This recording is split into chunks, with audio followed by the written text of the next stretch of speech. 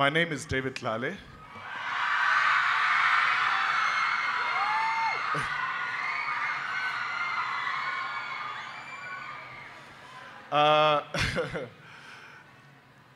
I'm a fashion designer based in Johannesburg, and I'm very humbled and honored to be here and to come and talk to you and how we can change our future as South Africans, as the current generation. I'm going to tell you about my story, just a little bit, where I come from and where I'm going. I was born in Vosloorus and raised by a single mother who was a domestic worker. And I've got 4 siblings, and I've got nieces and nephews that I love dearly. I studied my primary Goditomo Primary School, and I finished my high school, go to Tlale in Vosloorus. So when I was growing up in Vosloorus, I was a very active young man. I was a scout boy. I was a member of the youth at church. I was a choir conductor. I used to sing. Oh, hey, I see you. I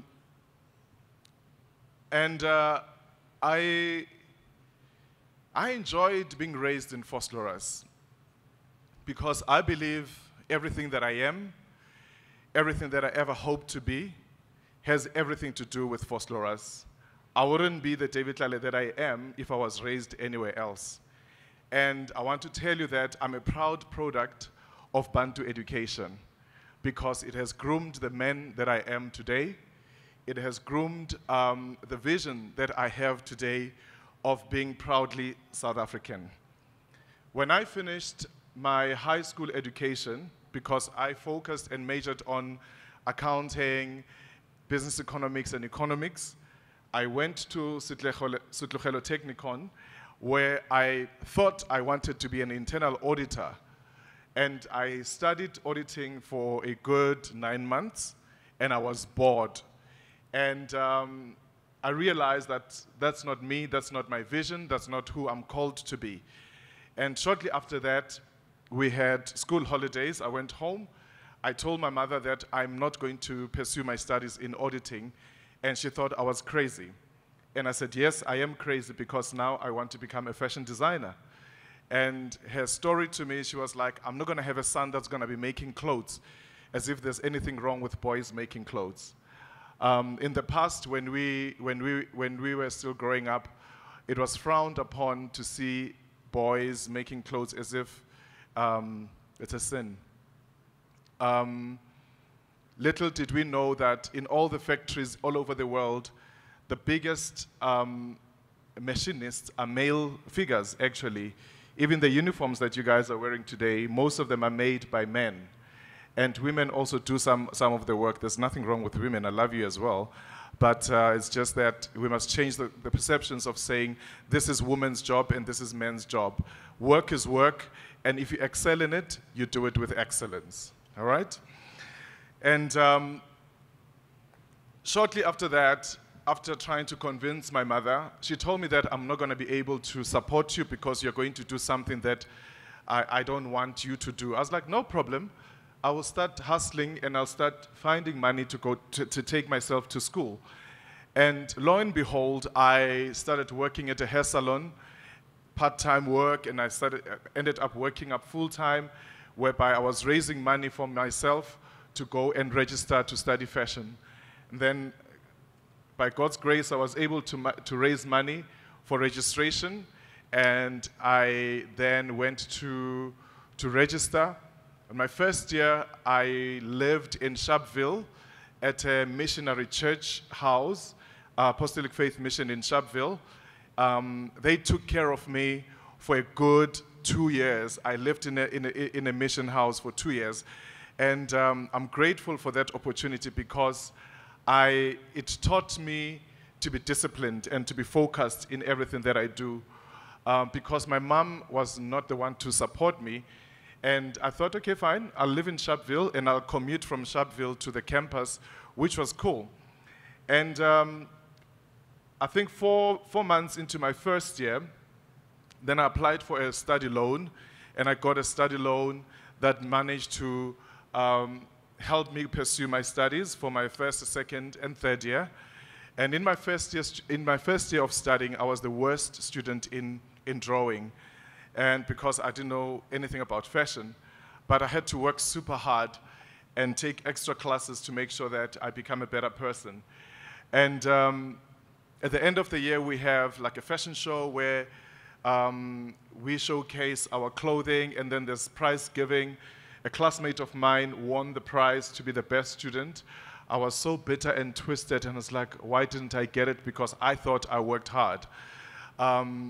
Then after that, I was like, okay, I said to her, sweetheart, listen, the prize that you got today, kiss it goodbye. She goes, what you mean? I'm just like, I said to her, watch the space.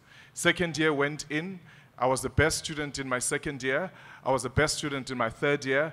I was the best student in my fourth year because I made a decision to become the best in everything that I do.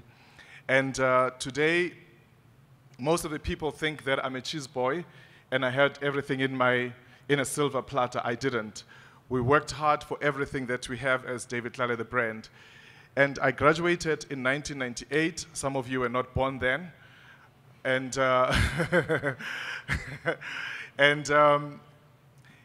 in 1998, then I was appointed to be a part-time lecturer at university, at Vaal University for fashion. I did that for 4.5 years. In 2003, then I quit lecturing. I entered for the L New Talent competition at South African Fashion Week. I won that competition. That's how I basically launched the brand David Tlale. Over the years, I have worked very hard to try to build a brand that is proudly made in South Africa. I believe that as South Africans, we have the talent, the potential, and the ability to change the world.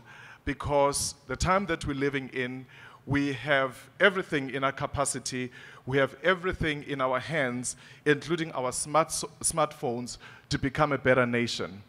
And the only people that we need to be able to change this world or to change this country is us, me and you sitting here.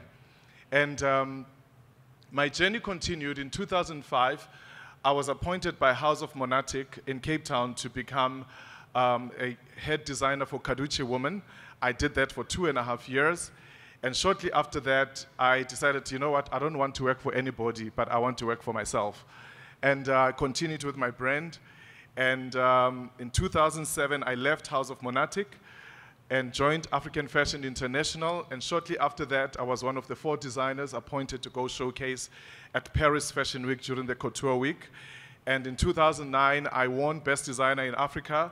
That gave me an opportunity to go showcase at New York Fashion Week, where I met the likes of Tyson Beckford, Leah Gebede, Alec Work, Chanel Iman, and many other amazing people. In 2012, I was the first designer in Africa to be acknowledged to showcase at New York Fashion Week solo. I did that for a good 4 years. And 2 years ago, I showcased in Dubai, and last year, I showcased in Paris. And this September, we've just come back from showcasing at New York Fashion Week. And why I'm telling you these things is because it's trying to evoke your thought process, what you think of yourself. It doesn't matter that you grow up in a township or in a shack or anything else. Where you are, it's only temporary. It's not your destination. I was raised in Vosloorus, like I said, in a 4-roomed house, not 4-bedroomed house, 4-room.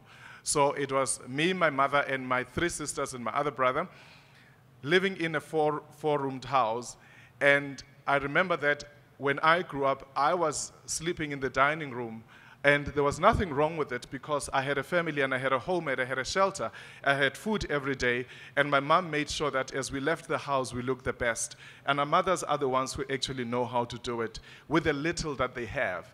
And today, I'm an international acclaimed designer, thanks to my vision, thanks to the upbringing of my mother, and also to the cultures, the diversity, and also the struggles that we went through in the township. because I know that if I was raised in Paris, I wouldn't be talking to you today. I wouldn't be here talking to you. But I'm grateful that I was raised in Vosloorus. And also, why I'm telling you these things is to say you should believe in yourself. You should believe in the ability that God has granted you with. And remember that life is nothing but a gift. And all you have in your life is here and now. Tomorrow is only a promise. And it doesn't matter to say, we all go to school and there's those bright students who can just look at a book and then just like grab everything overnight. But some of us, it takes time for us to grab information, to get ready for exams and tests. And then you think you're gonna squash it overnight and memorize everything overnight. You're gonna have a brain breakdown. You need to study and prepare while you have time. One thing I'd like to tell you as young people, I can call you young people because I'm older than you. I'm 43, and yes, I am 43. Next year, I'm turning 44. Imagine when I'm 50, how I'm going to be looking. Better than you? No.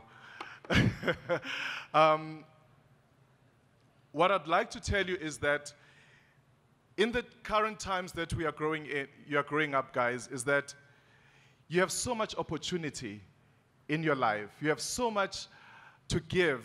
You have so much to do. Stop wasting your time with unnecessary things. Friends, sex, alcohol, teenage pregnancy. You're wasting your time. I'm going to tell you like it is because maybe at school, because corporal punishment is no longer allowed, and they don't tell you, you'd say, I'm going to report you to the police. Guess what? The police has nothing to do with your future. We grow up in a culture today where everybody wants to be a slay queen and a slay king and something. Those things come and go. It's only a trend. 3 years from now, nobody's going to remember a slay queen. 5 years from now, nobody's going to remember that when every other weekend you were not sleeping at home because you had a bash to go to and your boyfriend wanted you to go there.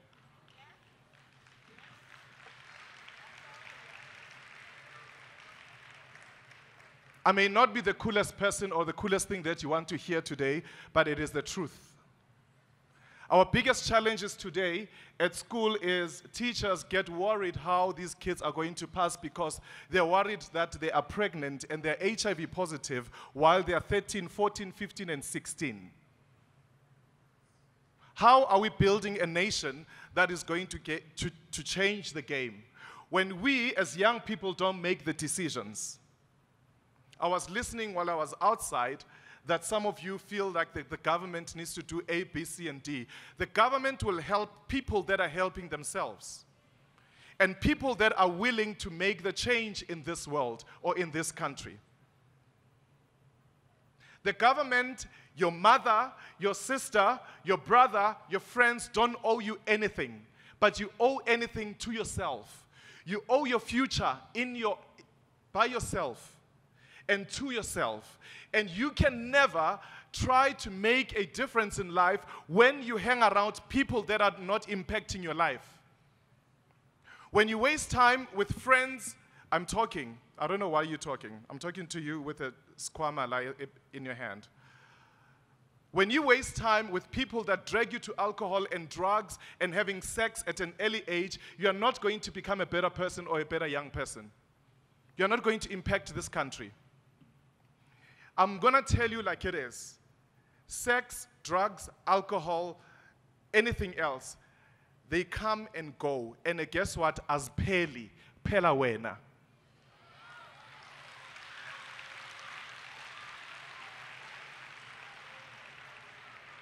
These things got as corner during my mom's time. And she told me that, said, David, my child, stay away from these things because they don't do right. I had to listen to my mother. But today, because we are the new generation, we think we know it all, we got it all under control. When I fall pregnant, I can easily practice abortion. If I am having sex, I can use contraceptives. If I'm HIV, I can have ARVs. Guess what? It's only temporary. It's not permanent.